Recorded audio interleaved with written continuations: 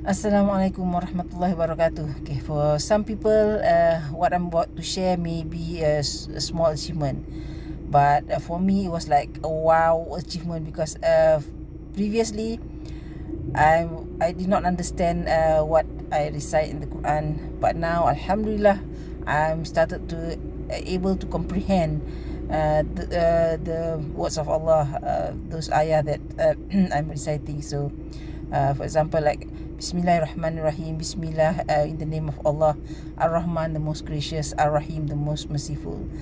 Qul a'udzu birabbin nas. Qul, say a'udzu, I take refuge. Birabbi, with Rob, Anas, the mankind.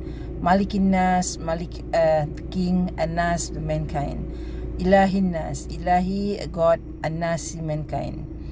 Min syarril waswasil khannas, min, from, syari, evil, al waswasi, the whisperers, al khannas, those who retreat, min alladhi yuwaswisu fi sudurin nas, alladhi, who,